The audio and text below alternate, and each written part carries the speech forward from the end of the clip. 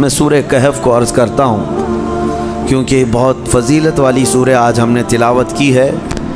بالکل بیچوں بیچ میں یہ سورہ آئی ہے قرآن پاک کے، سورۃ الکہف۔ اس کی فضیلت یہ ہے کہ نبی پاک صلی اللہ علیہ وسلم نے فرمایا جو اس کو شب جمعہ پڑھے گا، یعنی جمعہ کے دن یا مغرب سے لے کر کے جمعرات کا دن جب ختم ہو جاتا ہے، مغرب سے جمعہ کا دن شروع ہوتا ہے، دوسری مغرب آنے تک جو سورہ کہف کی تلاوت کرے گا، اس کے جہاں تلاوت کر رہا ہے وہاں سے لے کر خانہ کعبہ تک اللہ ایک نور پیدا فرمائے گا۔ اور بھی بہت ساری فضیلتیں کنز العمال میں آئی ہیں۔ فرمایا کہ جو سورہ کہف پڑھے گا اللہ اسے 3 دن تک ہر طرح کے گناہوں سے بچا لے گا، اور پھر کنٹینیو کرتا رہے۔ اور میرے آقا صلی اللہ علیہ وسلم کی ایک حدیث یہ بھی ہے کہ جو سورہ کہف کی شروع کی 10 آیتیں ہیں، ایک پیج میں پوری 10 آیتیں ہیں، جو یاد کر لے گا دنیا کا سب سے بڑا فتنہ دجال جب آئے گا اللہ اس کو اس فتنے سے محفوظ فرمائے گا، وہ دجال کے فتنے سے محفوظ رہے گا۔ ورنہ دجال کا فتنہ بہت سخت ترین ہوگا۔ یہاں باباؤں کے فتنے سے لوگ نہیں بچ رہے ہیں، کوئی چمتکاری بابا آ جائے تو سب اس کے سامنے بھیڑ لگا دیتے ہیں۔ دجال تو مردے کو زندہ کر کے دکھائے گا، بارش بھی برسا کے دکھائے گا۔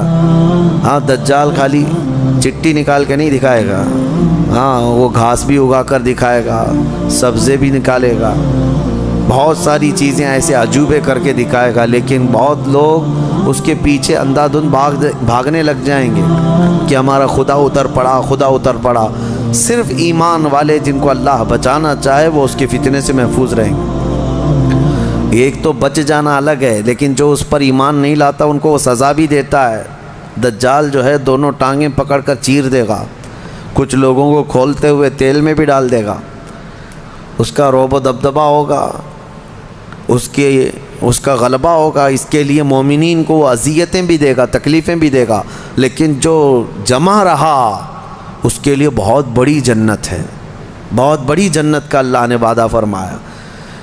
لہٰذا اس فتنے سے حفاظت کے لیے حدیث میں ملتا ہے کہ جو سورہ کہف کی 10 آیتیں روزانہ رات کو پڑھ لیا کرے، اللہ تعالیٰ اس کو دجال کے فتنے سے محفوظ فرماتا ہے۔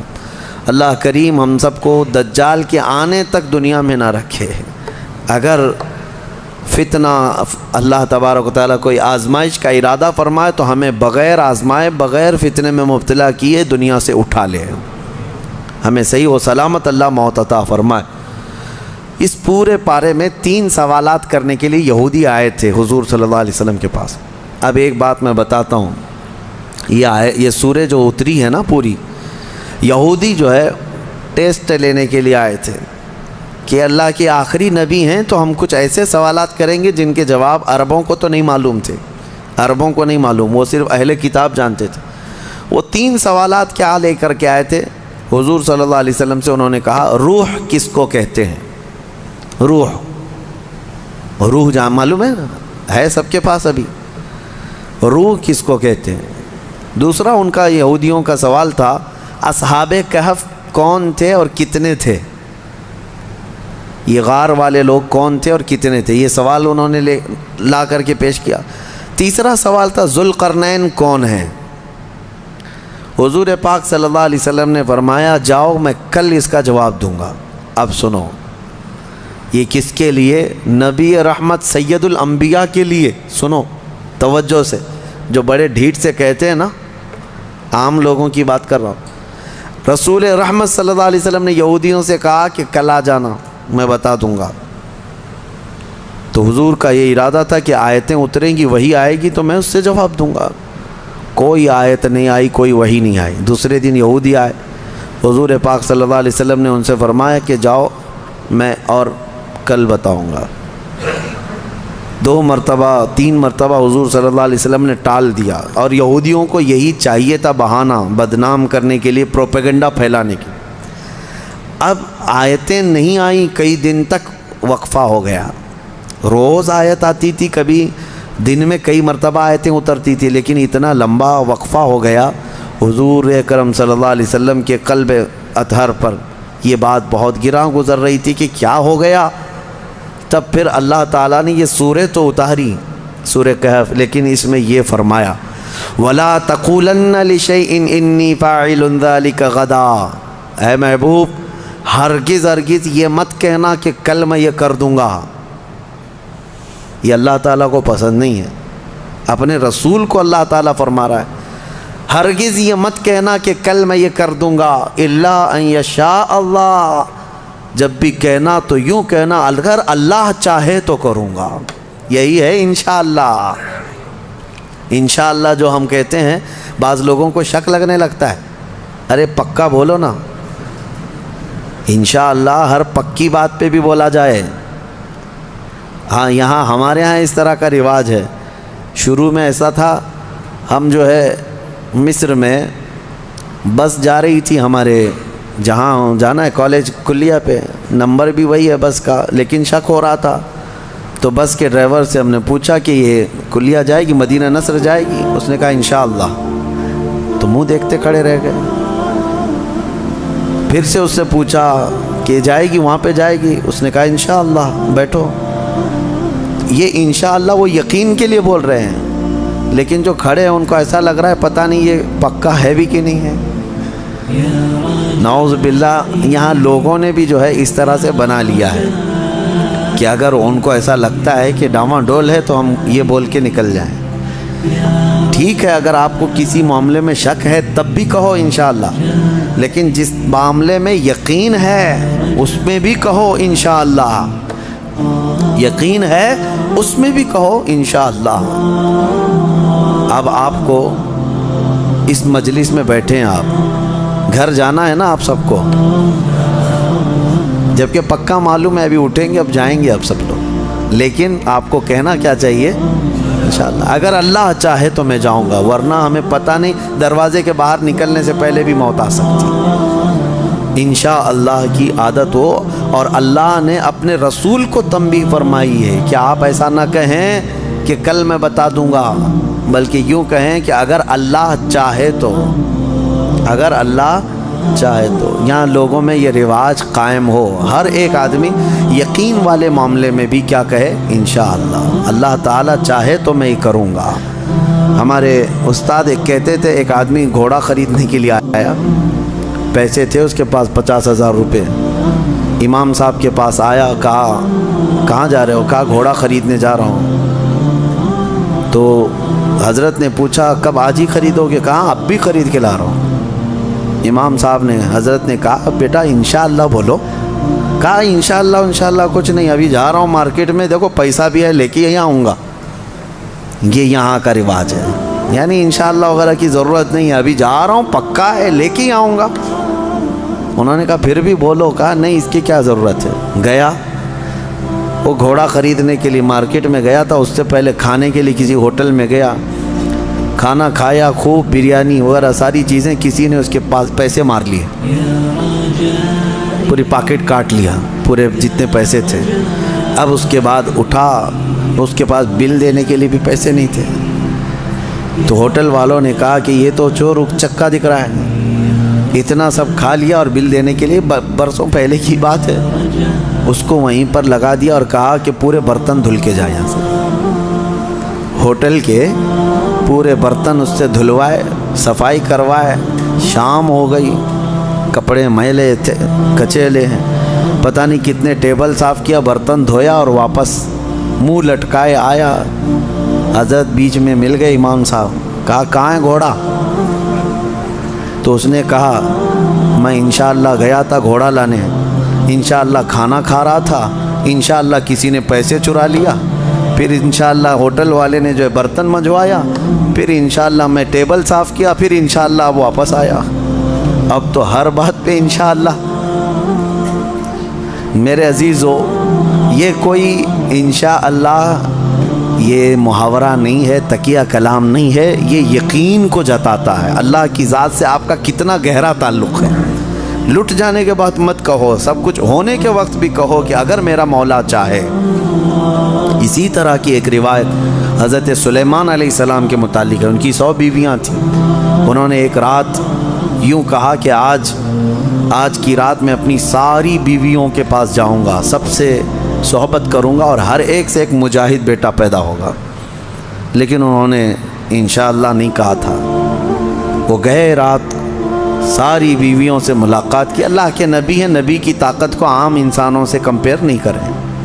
بہرحال لیکن ان کے اس قول کا کچھ بھی نہیں ہوا. بعد میں ایک ہی بیوی سے ایک بیٹا پیدا ہوا, کمزور. روایتوں میں یہ فرمایا گیا کہ اللہ نے فرمایا اگر انشاءاللہ وہ کہتے, اللہ اگر چاہے تو رب تعالیٰ ساری چیزیں ویسی فرماتا جیسے انہوں نے کیا. بہرحال یہ تنبیہ کے لیے, درس کے لیے. اب جب نبیوں کے لیے اللہ تعالیٰ نے یہ فرمایا ہے تو عام انسانوں کے لیے کیا ہے؟ خیر آیتیں اتری اور پھر اللہ نے بتا دیا اپنے محبوب کو روح کیا چیز ہے, اصحاب کہف کون تھے, ذوالقرنین کون ہے. یہ تینوں کے جوابات جو یہودی پوچھ کر کے پروپیگنڈا پھیلا رہے تھے کہ رسول کو نہیں پتہ ہے, اللہ نے قرآن میں یہ تینوں کے جوابات اتارے. روح اللہ کا ایک حکم ہے, اللہ کا نور ہے. اور اصحاب کہف اللہ نے فرمایا کچھ لوگ کہتے ہیں 5 تھے 6 تھے اور کچھ کہتے ہیں 7 تھے, 8واں ان کا کتا ہے. اے محبوب آپ فرما دیں ان کی صحیح تعداد اللہ ہی کو معلوم ہے. 7 لوگ تھے نوجوان. اور ذوالقرنین ان کے بارے میں پھر میں بتاؤں گا. اصحاب کہف کے بارے میں مختصر سی بات بتا دیتا ہوں. ایک بادشاہ تھا دقیانوس. وہ بادشاہ مرتد اس طرح کہ وہ آخرت کا بھی انکار کر رہا تھا اور وہ اپنا ایک الگ دھرم چلا رہا تھا. عیسیٰ علیہ السلام کا دین پرانا ہو گیا, یعنی عیسیٰ علیہ السلام کے دین میں ہی یہ چیزیں ہو رہی تھی. تو وہ اس زمانے میں سب لوگ بت پرستی میں اور خدا کے انکار میں مبتلا تھے. تو 6-7 لوگ ایسے تھے جو بادشاہ کے سپاہیوں میں تھے یا وزیروں میں تھے یا الگ الگ تھے. یہ لوگ پوشیدہ طور پر اللہ ہی کی ذات پر یقین رکھتے تھے, ایمان رکھتے تھے, لیکن یہ ظاہر نہیں کر رہے تھے کہ ان کے بادشاہ مار ڈالے گا. لیکن کب تک اس طرح چھپ کر کے رہیں. تو یہ 7 لوگ یا 8 لوگ جتنی ان کی تعداد تھی, ایک جگہ یہ لوگ مل لیا اور کہا کہ ہم یہ شہر چھوڑ کر بادشاہ کی سلطنت سے دور چلے جاتے ہیں تاکہ ہمیں ہمارے دین پر آسانی سے عمل کا موقع ملے. وہ سب بادشاہ کو چھوڑ کر کے اچانک ایک دن رات کو طے کر کے نکلے. راستے میں ایک کتا ان کے ساتھ ہو گیا. انہوں نے کتے کو کہا کہ یہ کتا کہیں بھوکے گا تو ہم کو پکڑوا دے گا, اس کو چھوڑ دو. تو کتے نے فصیح زبان میں کہنا شروع کیا کہ میں بھونک کر پکڑوانے کے لیے نہیں بلکہ میں تمہاری حفاظت کے لیے ساتھ چل رہا ہوں. اللہ نے اسے زبان دی. یہ واقعہ موجود ہے. جب وہ لوگ نکلے بہت دور, آبادی سے بہت دور نکلے اور ایک غار میں جا کر کے انہوں نے آرام کی غرض سے پناہ لی. جب گئے اور سوئے. اب رب تعالیٰ فرماتا ہے فَضَرَبْنَا عَلَىٰ آذَانِهِمْ فِي الْكَهْفِ سِنِينَ عَدَدًا, ہم نے ان پر ایک لمبے سالوں تک نیند طاری کر دی. وہ سوئے تو سوتے رہ گئے. اب ہوا یہ کہ بادشاہ کو دوسرے دن کسی نے شکایت کی کہ 7 لوگ آپ کے وزیروں میں سے, سپاہیوں میں سے ایسے ہیں جو آپ کے دین پر نہیں, وہ اللہ پر ایمان رکھتے اور وہ شہر چھوڑ کر چلے گئے. بادشاہ نے ان کی تلاش جاری کروائی, کہاں ہیں ڈھونڈو. جب تلاش جاری ہوئی تو ایک چرواہے نے بتایا کہ ایک جگہ سے میں ان کو گزرتے ہوئے دیکھا, اس غار میں گئے. بادشاہ اپنے سپاہیوں کو حکم دیا کہ جاؤ اس غار میں دیکھو. دیکھا تو کچھ لوگ سوئے ہوئے تھے. بادشاہ نے کہا ان کی سزا یہ ہے کہ ان کے غار کے منہ پر دیوار بنا دو, ان کی قبر یہی ہو جائے, یہ باہر یہاں سے نہ نکل سکے. اس غار کے منہ کو دیوار چڑھا کر بند کر دیا گیا. یہ سزا تھی بادشاہ کی طرف سے کہ وہ میرے دین سے نکلے ہوئے لوگ ہیں. خیر سارے لوگ چلے گئے تو ایک چرواہے نے وہاں پر جو موجود تھا اس نے ان کی پوری تاریخ, ان کے نام لکھ دیے, یہ کون لوگ تھے, یہاں کیوں آئے تھے اور ان کے اوپر کیا سزا ہوئی. بات ہو گئی. یہ دقیانوس بادشاہ کا ظلم تھا, وہ لوگ چلے گئے. اب یہ لوگ سوتے رہے. قرآن میں ہے 309 سال تک سوتے رہے. 309 سال. اصل میں یہ 300 سال ہی ہیں, لیکن یہ جو سورج کے سال ہیں جن کو شمسی سال کہتے ہیں, جنوری, فیبروری, مارچ, اپریل, یہ شمسی سال ہیں, یہ سورج سے چلتے ہیں. اور قمری مہینے جو ہیں چاند سے چلتے ہیں, جو محرم, صفر, ربیع الاول, ربیع الاخر. اس میں اور اس میں فرق کیا ہوتا ہے معلوم ہے؟ ہر 100 سال پہ 3 سال کا فرق آ جاتا ہے. ہر 100 سال پہ 3 سال کا فرق آ جاتا ہے. یعنی اسلامی مہینے کبھی 29 کے ہوتے ہیں, کبھی 30 کے, کبھی 2 مرتبہ 29 کے ہو گئے, یہ جو چاند والے مہینے ہم ان کو اسلامی مہینہ کہتے ہیں، اصل یہ چاند کے مہینے، چاند سے چلتے ہیں، اور باقی جو سورج سے چل رہے ہیں شمسی مہینے جنوری فیبروری یہ فکس ہیں، ان میں کوئی چاند بھی دیکھنے کی ضرورت نہیں، سورج بھی دیکھنے کی ضرورت نہیں، وہ فکس ہیں۔ تو ان سالوں کے اعتبار سے جو شمسی سال اگر 100 سال ہو گئے تو قمری جو ہے نا 103 سال ہو جائیں گے۔ اس طرح 300 سال شمسی وہ اصحاب کہف سوتے رہے، لیکن قمری مہینوں کے اعتبار سے 309 سال ہو گئے، 9 سال ایکسٹرا۔ تو 309 سال کے بعد اللہ تعالیٰ نے دوبارہ کیسے ان کو اٹھایا؟ اب روایت میں یہ ہے کہ ایک بادشاہ آیا بیدروس، وہ اچھا بادشاہ تھا، منصف تھا، عادل تھا، ایمان والا تھا، اس نے اپنی قوم کو ہدایت دینے کی بہت کوشش کی، سمجھا رہا تھا کہ آخرت پر ایمان لاؤ، اللہ دوبارہ موت کے بعد اٹھانے والا ہے۔ لوگ انکار کرتے تھے کہ کچھ نہیں ہوتا، مرنے کے بعد جو ہے نا جیسے جلا کر کے راکھ کر دیے، استھیاں بہا دیا گنگا میں، اب کوئی آنے والا نہیں ہے، یہی عقیدہ تھا اس وقت بھی تھا کہ کوئی دوبارہ اٹھائے نہیں جائے۔ عجیب بات ہے، جلا کر راکھ کر کے دریا میں بہاتے ہیں اور کہتے ہیں کہ حساب کتاب کچھ نہیں ہوگا، لیکن پرن جنم کا عقیدہ رکھتے ہیں، نہیں دوسرے جنم میں چوہا بلی ہو کے پیدا ہو سکتا ہے، کتا بھی بن کے پیدا ہو سکتا ہے، اچھے گن کیا تھا تو کچھ اچھا بن کے پیدا ہوگا، اب برے گن کیا تھا تو دوسرے جنم میں پتہ نہیں کیا بن کے پیدا ہوگا۔ اب یہ جتنے حکومت میں بیٹھے ہم دیکھتے ہیں کیا بن کے پیدا ہوں گے ان کے حساب سے، ہمارا عقیدہ تو نہیں ہے۔ ہمارے ہاں ایک بار موت کے بعد دوبارہ قیامت کے دن ہی اٹھایا جائے گا، قیامت کے دن ہی دوبارہ اٹھایا جائے۔ اس کا انکار کر رہے تھے لوگ کہ دوبارہ اٹھایا نہیں جائے گا، تو بیدروس بادشاہ اللہ کی بارگاہ میں دعا کر رہا تھا، مولا کوئی ایسی نشانی بتا دے کہ جس نشانی کو دیکھ کر کے یہ قوم ایمان لے آئے۔ تو اس بادشاہ کی دعا پر اصحاب کہف جو 300 سال سے سو رہے تھے، اللہ نے ان کو دوبارہ اٹھایا۔ وہ اٹھے، انہوں نے آپس میں ایک دوسرے کو سوال کیا کہ ہم کتنے دن کب سے یہاں سو رہے ہیں؟ کسی ساتھی نے کہا صبح آئے تھے دوپہر ہو گئی ہے، کسی نے کہا نہیں تھوڑا زیادہ سو لیے۔ بعد میں پھر انہوں نے اپنی نشانیاں دیکھیں، ناخن بہت بڑے، بال الگ سے دکھ رہے ہیں، انہوں نے کہا کچھ تو معاملہ ہے، اللہ بہتر جانتا ہے ہم کتنے دن یہاں ٹھہرے رہے۔ ایمان والے تھے۔ ان ساتھیوں نے ایک اپنے ساتھی کو پیسے دے کر کے بازار بھیجا کہ بھوک بہت لگی ہے، کھانا لے آؤ۔ دیکھیں اللہ دوبارہ زندہ کر رہا ہے تو کھانے کی بھوک بھی ہے، انہیں بھیجا، اور اس کو یہ کہہ کر کے بھیجا کہ خبردار کوئی بھی تمہارے اوپر نظر نہ ڈالے، بادشاہ کی پولیس، کہ اگر وہ بادشاہ کو پتہ چل گیا تو ہم سب کو گرفتار کر لے گا۔ وہ 300 سال پہلے کی بات بول رہے ہیں۔ اس اپنے ساتھی کو بھیجا اور وہ چھپتے چھپتے شہر میں آیا اور کھانا لیا۔ کھانا لے کر کے اس نے پیسے دیا تو دکان والے نے دیکھا پیسے یہ کون سے، 300 سال پہلے کے پیسے۔ ظاہر سی بات ہے حکومتیں بدلتی ہیں، سکے بدل جاتے ہیں، اس کی تو سب سے بہترین مثال ہمارے زمانے میں دیکھ لیا۔ آپ لوگوں کو تو یہ سب سمجھانے کی ضرورت نہیں، پرانی 500 کی نوٹ کہاں ہیں، 1000 کی نوٹ کہاں ہیں، حکومتیں جب چاہیں ڈی مونیٹائزیشن کرتی رہتی ہیں۔ بہرحال تو وہ سکے جو ہے دیکھ کر کے دکان والے نے پوچھا تھا اچھا وہ چاندی اور سونے کے ہوا کرتے تھے، پوچھا کہ یہ تمہارے ہاتھ کہاں سے آئے؟ کہا یہ میرے اپنے پیسے ہیں۔ دکان والا امانت دار تھا، اس نے دکان میں کھڑا کیا اور جا کے پولیس کو خبر کر دیا۔ پولیس کو خبر کر دیا اور کہا کہ میرے پاس ایک ایسا آدمی آیا ہے، لگتا ہے اس کے ہاتھ میں کوئی پرانا خزانہ ہاتھ میں آیا ہے، لہٰذا اسی لیے میں آ کر کے تم کو خبر دے رہا ہوں۔ اس زمانے کا کوئی بہترین ٹپر ہوگا وہ، جا کر کے پولیس کو پہلے سے ٹپ دے دیا ہیں بہت سارے لوگ۔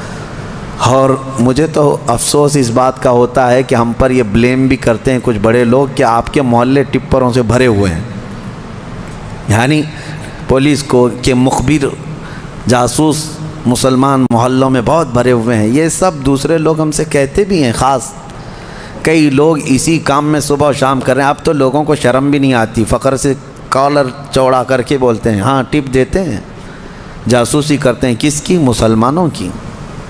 اللہ انہیں ہدایت عطا فرمائے۔ تو وہ بیچارہ دکان والا پولیس کو جو جا کر کے خبر کر دیا، پولیس پوری آ گئی بادشاہ کی، لیکن کون سے؟ اب کے بادشاہ کی، بیدروس کی۔ یہ اصحاب کہف میں سے جو لے کے کھانا لینے آئے تھے ان کو پکڑ لیا، کہا کہ تمہارے پاس یہ پیسے کہاں سے آئے؟ کہا یہ میرے اپنے پیسے ہیں، میرے اور بھی ساتھی وہاں انتظار کر رہے ہیں۔ بادشاہ کے سامنے لے کر کے حاضری پیشی کر دی پولیس نے۔ بادشاہ نے پوچھا یہ کیا ہے، کہاں سے آئے ہو؟ انہوں نے اپنا واقعہ بتایا، اس کرسی پر آپ تو نہیں، کوئی اور تھا، یہاں ہم جب گئے تھے کوئی اور تھا، اب آپ آئے ہمیں معلوم نہیں ہے، ہم یہاں سے اپنا ایمان بچا کر گئے تھے، ہم سوئے غار میں اور بھوک لگی تو کھانے کے لیے آئے۔ بیدروس کو معلوم تھا کہ ایک دقیانوس بادشاہ کے ظلم سے کچھ لوگ شہر چھوڑ کر گئے تھے اور ان کے غار پر دیوار بنا کر ان کی قبر بنا دی گئی تھی۔ جیسے ہی بیدروس کو یہ پتہ چلا کہ ان میں سے کوئی آیا ہے، کرسی چھوڑ کر اٹھا اور کہا لے چلو مجھے تمہارے ساتھیوں کے پاس۔ بادشاہ اپنی فوج کے ساتھ نکل پڑا اس غار کے پاس جہاں یہ لوگ سوئے تھے۔ اب غار میں موجود دوسرے ساتھیوں نے دیکھا تو کہنے پکڑا گیا ہمارا ساتھی، دیکھو پوری پولیس کے ساتھ آ رہا ہے۔ لیکن جب بادشاہ آیا دیکھا ان اصحاب کہف کو، دیوار پر ان کی پوری تاریخ بھی موجود ہے اور یہ زندہ سلامت بیٹھے ہوئے ہیں۔ سارے بادشاہ کے ساتھ پوری قوم جتنی تھی سب کے سب اللہ کی بارگاہ میں سجدے میں گر گئے کہ ہم ایمان لاتے ہیں مولا تو قادر مطلق ہے۔ 300 سال کی نیند کے بعد کسی بھی انسان کو جب اٹھا سکتا ہے تو مرے ہوئے راکھ میں گئے ہوئے انسان کو بھی اٹھانے پر اللہ تو قدرت رکھتا ہے۔ بے شک مولا میرا قادر ہے، اور اسی لیے رب تعالیٰ نے قرآن میں فرمایا منہا خلقناکم وفیہا نعیدکم ومنہا نخرجکم تارۃ اخری۔ پتہ ہے یہ ہم دعا کہاں پڑھتے ہیں؟ ولیمے میں، کھانا کھانے کے وقت، قبرستان میں مٹی دینے کے وقت۔ ہاں کیوں پڑھتے ہیں؟ اس کا مطلب یہ ہے اللہ فرماتا ہے ہم نے اسی سے تمہیں پیدا کیا، مٹی سے، اسی سے ہم نے تمہیں پیدا کیا اور اسی میں ہم تم کو لے جائیں گے اور اسی سے ہم تم کو دوبارہ اٹھائیں گے۔ مٹی دینے کے وقت ہر ایک کو یہ احساس ہونا چاہیے میں اسی سے پیدا ہوا ہوں، اسی میں جاؤں گا اور اسی سے پھر اٹھایا جاؤں گا۔ تو سارے سجدہ ریز ہوئے، ایمان لائے، اور پھر اصحاب کہف واپس اپنے غار میں گئے، پھر سو گئے، اور پھر ان کو لمبی نیند آئی، اور ایسی نیند آئی کہ آج تک سو رہے ہیں۔